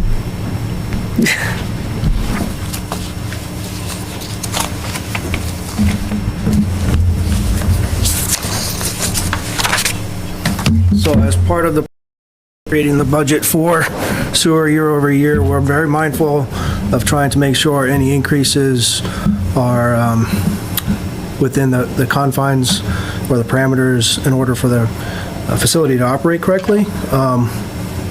We've kept it flat this year. We reduced it last year from the previous year. So we're skating on thin ice, knowing when the original charge was put in place, I believe the percentage allocation was 40%, but prior to that, they were actually, all parties involved were paying 60%, so it actually gave them even more of a credit to begin with as a starting base. We did, that's true. Yep. I remember. And then we've been climbing out of this now on the fourth year to get up to essentially the 100% that was requested at the town meeting. But again, we've been mindful during this entire process, the actual budgets themselves have either been reduced and or kept pretty flat to accomplish this as well. So the percentage, while it's increasing, is increasing on the same amounts, similar amounts. Thank you. Mr. Garrity? Do you have anything to add to the conversation? He doesn't have anything to add to the conversation. I mean, I think, yeah, if something goes wrong, there's no cushion. There's Either no way, cushion. I mean, either way, the money is coming from the residents. Well, yes, Either but in this their- month, this way it is on a quarterly basis, instead of all of a sudden, you need $10,000. Right, or 20. Right, you know, I mean, this is $100 difference or something, or Yeah. rather than coming up and say, you need 5,000 or 10,000. The retaining order needs this, we have to have a good cushion there, so. Me too. I agree, and it's not a young system. Yeah. Okay, I mean, I'm comfortable with 95. All right, I'm very comfortable with 95 as well. So I would accept a motion that the board vote to approve the fiscal year 2027 sewer rates at, it says dollars per unit. I turned it back. $732.19 per unit per quarter. So moved. Second. All those in favor say aye. Aye. Aye. Thank you. Thank you. Number 4. Number 4. Yes, victualler, which is a very painful word So to we say out have a loud. common vic license application for a new ownership at Aroma Pizza. The new owner I read the letter, yes. has, Luca Maximus, has spent 13 years in the restaurant field, is familiar with the operations there, and will be running it essentially the same. There will not be any noticeable difference in hours, menu, or anything else. Awesome. Do you have any questions? I do not. Questions? I do not have any questions or concerns, and welcome to Luca. Welcome, Luca, to being a business owner in, is she here? Welcome, Luca, to Norfolk. I would accept a motion to approve a common vic application requested by AL United ZBA Aroma Italian Pizza and Roast Beef located at 17 Pine Street, Unit 3. So moved. Second. All those in favor say aye. Aye. Aye. Excellent. We're moving on to number 5. Oh, 5. We're out of order. 5. So this was placed on the agenda we had a request to place this on the agenda from a resident in one of our previous public meetings. As you all know, in 2024. So. November 2024. November 2024, the question 1 passed the voters, which added 5 words essentially to the enabling statute of the state auditor, clarifying the state auditor could also audit the legislature. The legislature is resisting that initiative petition law. And there are arguments that, depending on what kind of audit the auditor wanted to do, this is perhaps a impermissible interference in an independent body that the legislature is by the executive branch, which is the auditor. Several towns have written letters to the House Speaker and the Senate President asking them to accede to the will of the voters and allow audits to continue. And we've been asked if the Norfolk Select Board would add to that. So I'm going to less elegantly say what you just said to share what be more my elegant. understanding. No, it was very elegant. The taxpayers, the voters voted for an audit, and the audit is not happening. That's the short version, right? The voters voted for an audit. The audit is not happening. And we have had a citizen come forward and ask us to join in with other communities to say, hey, we need to do the audit. So this is a discussion item with a possibility of voting. We could kick the can and think about it and talk about it next time. I think I would like to see the other letters before I sign on to draft a letter. So if we have examples of letters from other towns, we can look at. You have one? So essentially, the letters are the same. Okay. Towns are sending the same letter. And does the letter demand an audit, or does the letter ask for, because it seems like no action. Did I give a copy? No, I left them all with you. I know, we went out of order. And I would also like to know the percentage of Norfolkians that voted in favor of the audit. I have the exact numbers. 70%. Okay. And 4,852 people voted in favor of the audit, 1,600 did not vote in favor. So it's resoundingly passed in Norfolk. In all the Kingsbury excitement, I seem to have misplaced. That's okay. the letter. I think we can respond with we think you should do the audit, let's go, right, only not that, a little bit more elegantly worded, or we could respond with curiosity and say, 2024 is a long time ago, we expected an audit to occur, our voters expected that audit to occur, please advise, and respond with curiosity. I can actually read the letter. There you go. No, I'm sorry. So here's the I get 3 copies. Town of Reading letter. Reading. Which is the same, in essence, as the letters I've seen from Chesterfield, I believe Somerset, Harwich, Wilmington. Revere, the Norton Council did a resolution hitting some of the same notes. Revere and North Reading declined to send letters recently.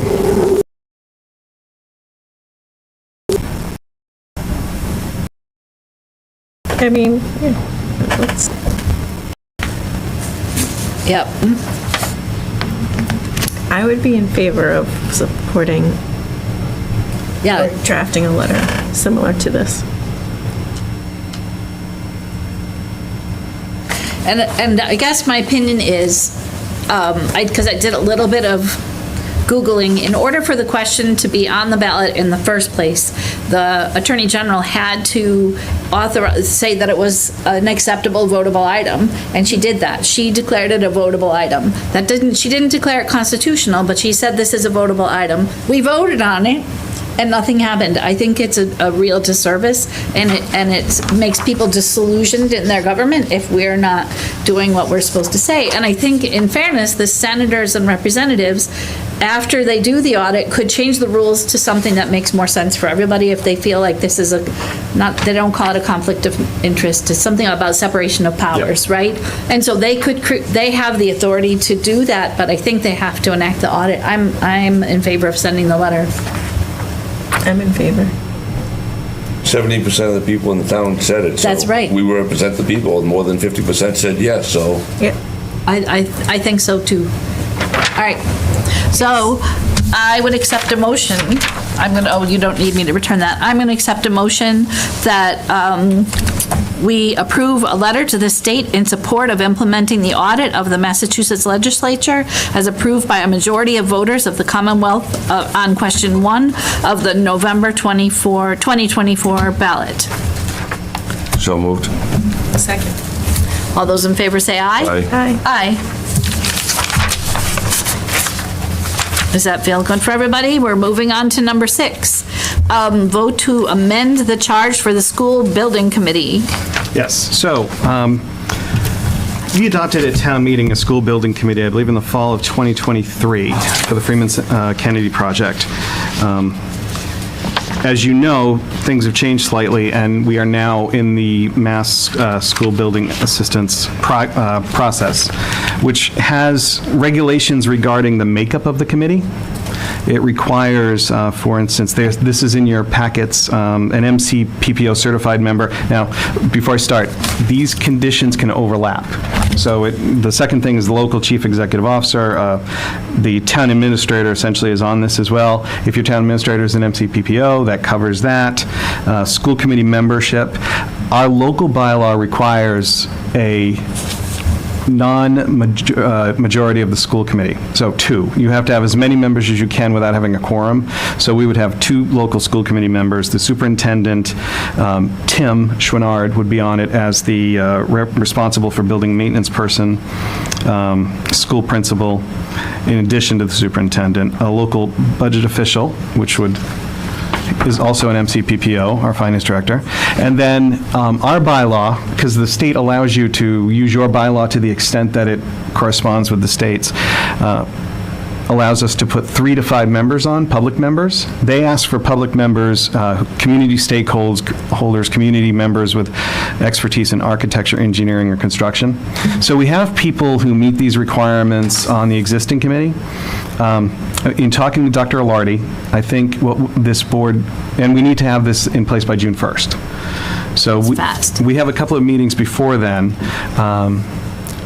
We can work with the existing committee to see how they line up. We can also ask for new members. We can put out a call for interested parties. And the members of the existing committee could absolutely be, will be also asked if they're interested in continuing. But we could hold a reappointment vote. You have a scheduled meeting on May 18th. We could do that, and we would meet the state requirement. So we have, 3 weeks to assemble the committee. A lot of appointed members. Dr. Alardi recommends 12 members. That pretty much works with having 4 community members, and our bylaw says 3 to 5. So. I think that the charge has changed from the original building committee, so it's a different animal. Yeah. So I'm eager to open it up, and I think that the skill and capacity of our fire station committee was critical to the success there. So I am in support of opening it up and giving people the opportunity to participate. So if you vote to approve the charge that we have, I don't know if you had any comments or thoughts about it. If you vote, we'll put that out and use that in our recruitment efforts and get you names over the next couple of weeks. No, the charge looks fine to me. I've read through it. Yeah. And Thais was involved in some discussions about this already. She's been involved in that. Awesome. I don't have any questions. I think it seems fabulous. All right, let's see here. Do you want to formally approve the charge? Yes. Is that, I think that would be, so I would accept a motion that we approve the amended charge for the school building committee as submitted to the board. So moved. Second. All those in favor say aye. Aye. Aye. Excellent. And then you'll advertise that and we'll spread the word and, Yep. Excellent. Number 7, vote to approve the Town Hill for Field of Flags. Field of Flags is a wonderful annual event held by the Lions. It supports the Gilly House. No. Fisher House. Fisher House. Sorry. Long night. I apologize. It is a long night. I apologize to Mr. Luca. So it is, they would like to use the Town Hill from May 16th through May 30th. May 15th. May 15th. It says 16th on this. Oh. No, it is the 16th. They're going to put the flags up on Okay. Saturday, the 16th. Yeah. And with a ceremony the following week, the 23rd. doing a ceremony from 10 to noon. Awesome. I think it's a fabulous event, and I think it reminds us of our patriotic responsibilities. Should I abstain from voting when I'm vice president of the Lions? You could, for appearance sake. There's no real legal reason why you'd have to. Okay. And I would note, as not a member of the Lions, that the Lions do have online the ability to buy these flags now, and you can give a donation, and you can also dedicate your flag to a veteran. I've dedicated mine to a certain naval aviator who served in World War II, and anyone can do theirs. Awesome. Cool. Any questions? Nope. I move that we vote, I don't move. I would accept a motion to vote to approve the use of Town Hill for the Field of Flags from May 15th or 16th, 2026 through May 30th, 2026, and a Memorial Day ceremony by the Norfolk Lions on May 23rd, 2026 from 9 a.m. until noon. So moved. Second. All those in favor say aye. Aye. Aye. All right. Kingsbury Pond is done. E-bikes is done. Affordable housing. Mr. Garrity. So this is a local and. Do you have the letter? Where's affordable housing? Oh, I'm sorry. That actually came off the agenda. Oh, that's off the agenda. We don't need to do a vote on it. It's simple signature.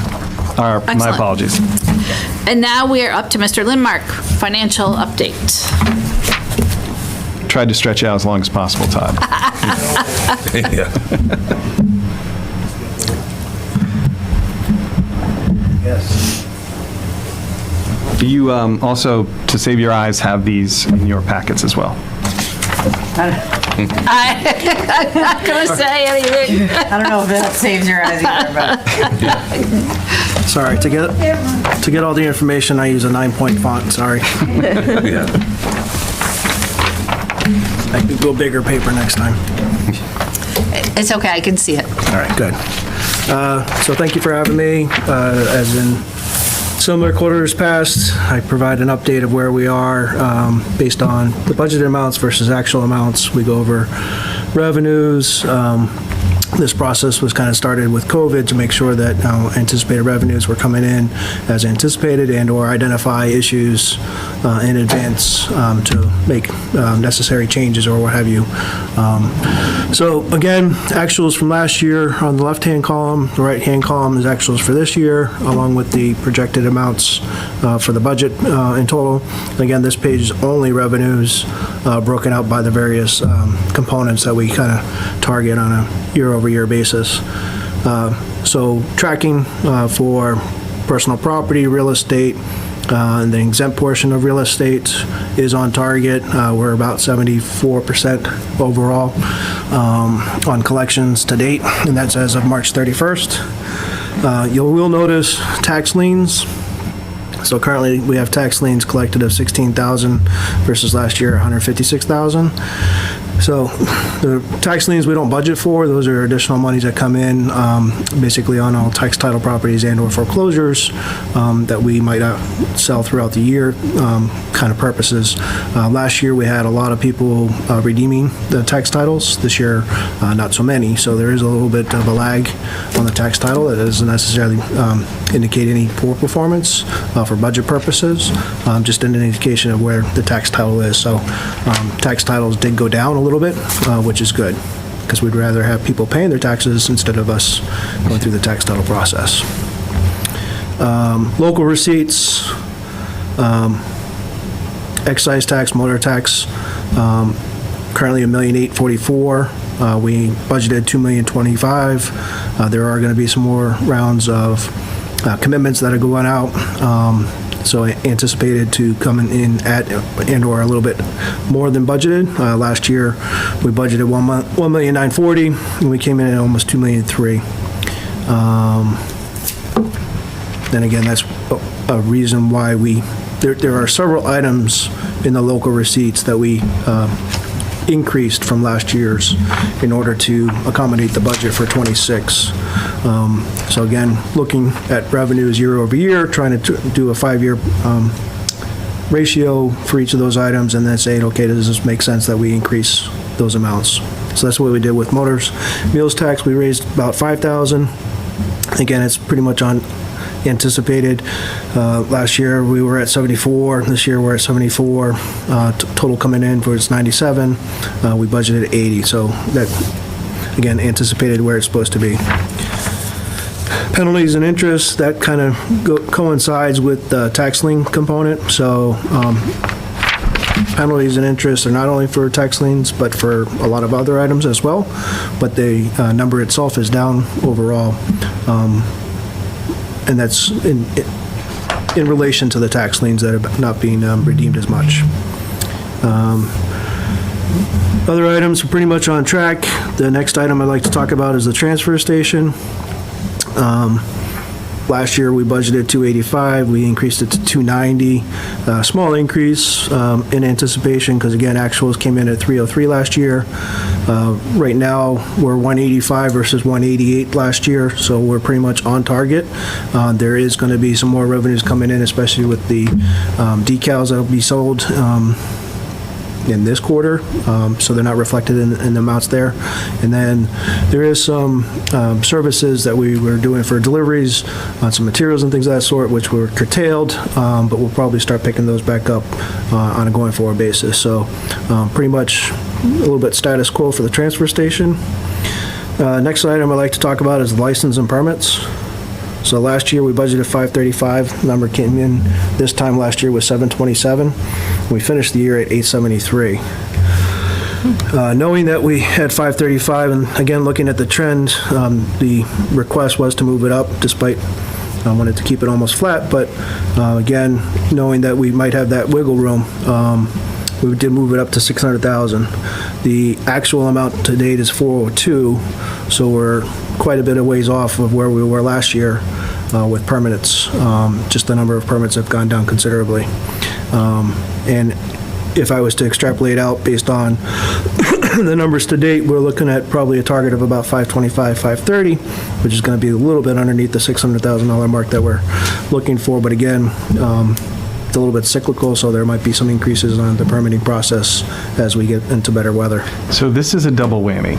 This hits this year in terms of building permits, but it will also impact future years in terms of reduced new growth. So you see we had the 4.4% increase year over year in real estate taxes, which is above the 2.5% that you expect because you have new growth. We're not going to outpace by the same degree next year because our building permits are low now. So it's a leading indicator of difficulties. Mm-hmm. But based on what I heard from Rich in a previous meeting, there are a number of permits in the queue right now. A number of large projects in the queue.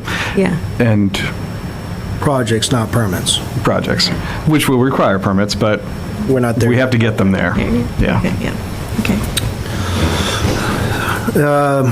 Okay. Saving grace, similar to last year on investment income. We budgeted $35,000 because, again, investment income in years past was considerably quite a bit lower.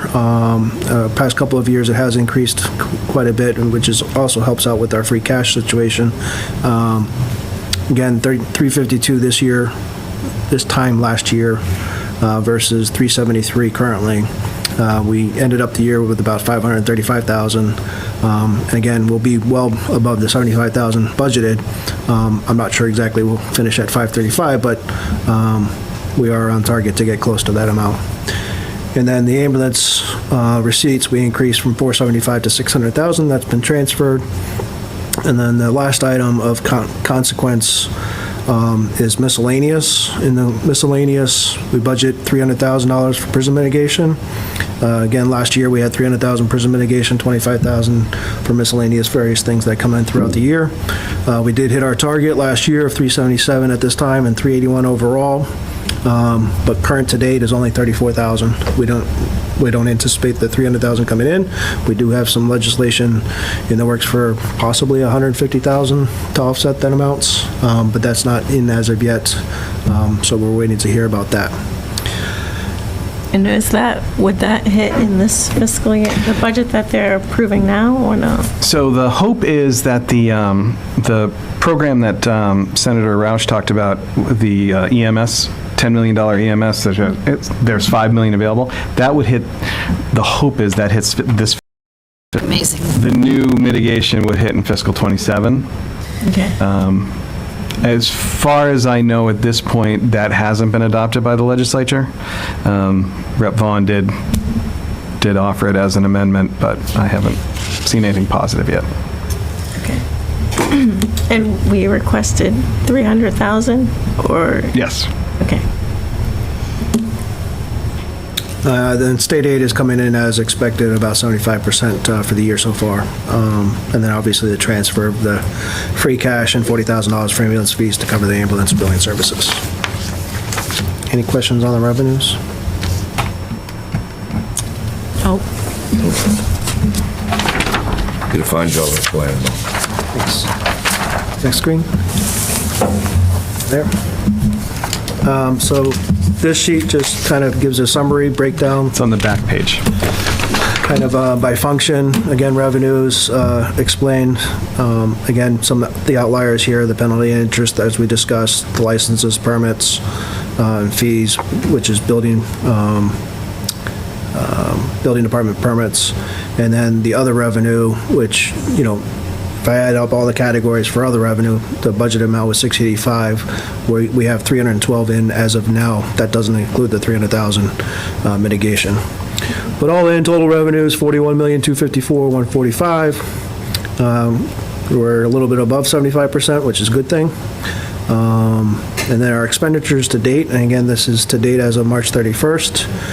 Some items in various budgets are spent early on, some items are spent later on in the year, so general government, the reason why that's at 60% currently is due to some personnel changes and availabilities, but also facilities, budgets also included in there, and that typically has a good size amount that's available and not utilized, and that's by design. In case something does happen to some of the facilities, we can take quick action on those items. Public safety, $4,813,000. That's 70% trend currently, and again, there may be additional increases in the last quarter, but I anticipate that to come in under 100% at this time. Education. Again, that's approximately about 70%, which is typically where historically we've been this time of year for that particular function. Public Works, you're saying to yourself, well, the other ones are all like closer to 70%. Why is Public Works at 75? Probably because snow and ice is included in Public Works. Yeah. So that dollar amount's actually in there. It has not been justified. It's close to $500,000. So $500,000 of that expense is directly related to the over expenditure of snow and ice in there. And we'll probably do a transfer at the town meeting coming up for that amounts. There was discussion about potentially having it go over a 3-year period. There was a little bit of buzz a month or two ago, but I haven't heard anything since on that, so. Human Services. May I go back, discussion just in-house or discussion at the state level or just? State level. State level. Yep. Thank you. Similar to 2015 where they allowed the opportunity to spread it over a 3-year period. Thank you. There is still a possibility of federal disaster assistance for Norfolk County, which we would get a portion of. It wouldn't cover the 490 at all. Not at all. It wouldn't cover a lot of it, and it's still very speculative. And sometimes with the disaster funds, it takes actually several years to get them out of the feds. So, But we're trying. yep, we've put in the number. Thank you. Human Services, Culture, Recreation, again, trending on where they need to be for percentages. Benefits and Insurance, again, that's a little bit higher at 87% year-to-date for $6,000,830. But again, we typically pay the retirement benefits up front as of July 1 in order to reduce or receive a small little discount. So that's a couple of million of that that's paid up front. And then the debt service, again, it depends on the month that the debt service is required. All the debt service for the exempt debt is already paid for. There is one more payment for KP, which is on the KP debt, which rolls off the books in fiscal year 26, but that doesn't come in until the last month. So last quarter, because they're on a quarterly payment system with KP. And so that brings us to $40,571,000 to date. Take our revenues minus our expenses, we're looking at $682,000, but again, that's as of March 31st, and there'll probably be some more expenditures, a little bit heavier in this last quarter to finalize. Any questions? No, thank you, Todd. This is anytime. Excellent. Thank you. No problem. Thank you.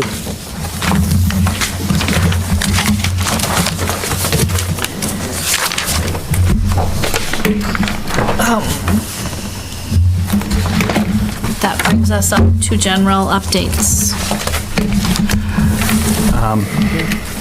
So just a couple of things. We've received, the legislature has passed a new law which allows for cannabis deliveries. Now, if a community does not allow cannabis sales in their borders, the community can opt out of allowing cannabis deliveries. It would be a vote of the executive body of the town, which would be the select board. We would have to put it on the agenda as a vote, and you would consider it. It's I would give you some time to think about it to see if you want to do it, and we'll, for a future meeting, discuss it. I want to just remind folks that on Thursday night, May 7th, at Freeman Kennedy School, we're going to have a solar discussion forum. Next Grid will be there. A group called Code Red, which is a consulting firm which works on fire codes primarily, safety codes. They've done a lot of work on battery electric storage and helping write regulations about them. They're actually going to come and give a sort of a general overview of what's happening in the battery storage world and best practices on safety, that kind of thing. Next Grid will be there. They'll be able to explain about their project.